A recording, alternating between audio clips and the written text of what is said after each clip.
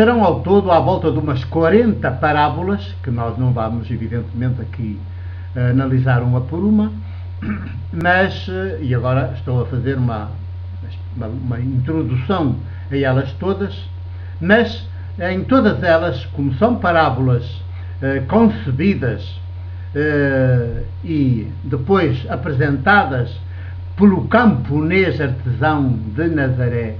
têm todas uma linguagem que parte muito do rural, portanto do campo, da experiência, da vivência camponesa, que Jesus é o camponês, o camponês de Nazaré, artesão de Nazaré, porque o camponês do tempo histórico de Jesus na Galileia geralmente era também artesão, portanto era um pouco assim polivalente, porque teria de perceber até um pouco do seu próprio ofício de camponês, porque os rudimentares instrumentos já utilizados naquele então histórico já teriam de ser certamente concebidos pelos próprios camponeses e fabricados, construídos, conseguidos através do seu próprio trabalho, e eles tinham de ser também não só andar no amanho das terras, normalmente por conta de outrem, de latifundiários. Poucos são os camponeses que o são da sua parcelazinha, e quando começam por o ser, quase sempre depois os impostos são tantos e tais que eles começam a endividar-se, e ao fim de pouco tempo têm de contrair dívidas, e dívidas com aqueles que já são os grandes latifundiários, e certamente que ao fim de pouco tempo, como não pagam as dívidas, os grandes latifundiários absorvem-lhes as terras, e portanto passam de pequenos proprietários da sua própria terra, que trabalham, para assalariados daquele que lhes fez empréstimos, e depois, como eles não podem pagar, cada vez se endividam mais, porque os impostos, quer os impostos do Templo de Jerusalém, quer os impostos do Império Romano, são tantos e tais, e digamos, extorquidos das populações de forma tão violenta, que eles acabarão, praticamente todos os camponeses, da Galileia, acabam todos como assalariados dos grandes latifundiários que viviam em Jerusalém. Como aqui em Portugal, no regime anterior, o grande latifúndio é o Alentejo, é todo o Alentejo, mas os donos, os grandes latifundiários, normalmente não viviam no Alentejo, viviam, evidentemente, nas suas grandes mansões e palácios ou casas apalaçadas na capital, em Lisboa. E, portanto, nas terras, assalariados das terras, viviam os próprios camponeses que trabalhavam as terras dos seus donos, dos seus latifundiários, que viviam à grande e à portuguesa na capital. Pois assim, no tempo de Jesus, no tempo histórico de Jesus, entre meados do ano 28 e 30, e até desde o início do nascer de Jesus, porque Jesus, ao crescer como adolescente, já cresce como camponês, já cresce como pequeno artesão em Nazaré, e desenvolve-se assim, e é enquanto anda assim que certamente a sua cabeça também trabalha, e ele pensa, reflete, e vai construindo, vai percebendo como é que deveria ser a sociedade para ser uma sociedade plena e integralmente humana. E é essa sociedade plena e integralmente humana que Jesus mais tarde, pelos meados do ano 28, começa a apresentar e a desenvolver, e ele próprio a praticar antes de mais, pois ele chama-lhe, na linguagem política da época, é uma linguagem política, retintamente política, chama-lhe reinado de Deus, em flagrante oposição a todo tipo de reinos que os poderes sempre. No princípio era o poder sacerdotal religioso, depois juntou-se-lhe o poder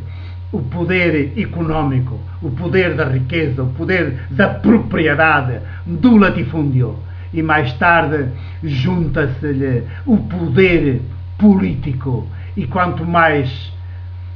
forte, mais poder, mais armado. Portanto, político armado.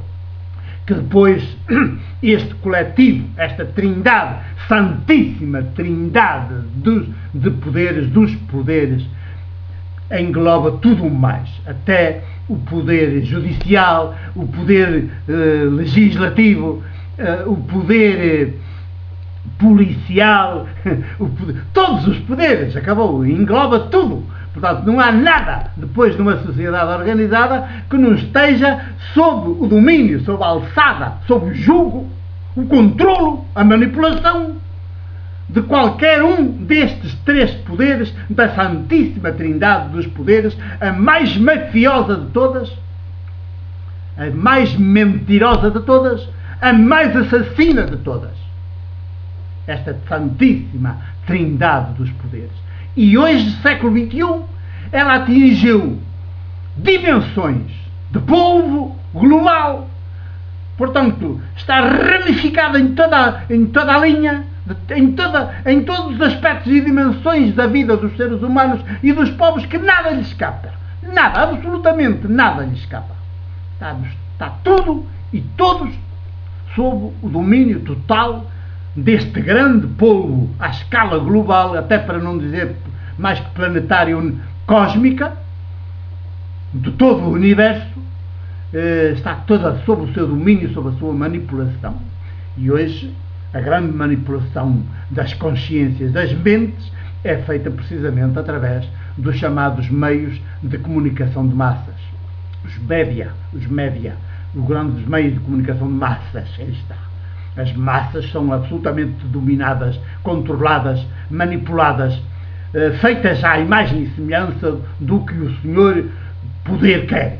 do que eles querem. E pensam, nós pensamos o que eles querem que a gente pense, nós decidimos o que eles querem que a gente decida, nós escolhemos o que eles querem que a gente escolha, e pensamos que estamos a ser nós os sujeitos e somos puramente manipulados, absolutamente infantis, infantilizados, e o poder, a Santíssima Trindade dos poderes, através dos seus intermediários todos, faz de nós gato-sapato o que bem lhe apetece. E a gente às vezes ainda agradece,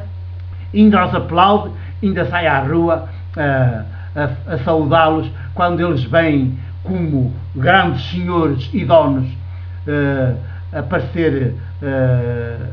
nos nossos espaços. Ainda saímos à rua a saudá-los, para vergonha nossa. Tanta humilhação que chega a esse extremo de ainda saudar e festejar e aplaudir os seus carrascos, os seus verdugos,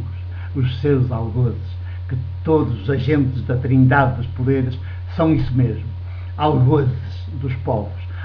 verdugos dos povos, carrascos dos povos. Quanto mais sorridentes, quanto mais demagogos, pior. Quanto mais religiosos, pior. Quanto mais com esse aparato de santidade, de virtude, de fingimento, no fim de contas, pior. Porque mais enganam, mesmo às vezes o que se tem por mais sabido, por mais ilustrado, como é o caso dos nossos chamados intelectuais, que acabam por se transformar depressa com a formação, digamos, académica maior que têm, pois acabam por se transformar em pequenos agentes ou até grandes executivos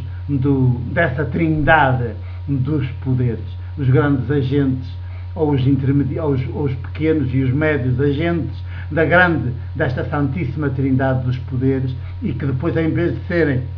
intelectuais orgânicos como os povos, constituir como os povos um grande organismo vivo, são os intermediários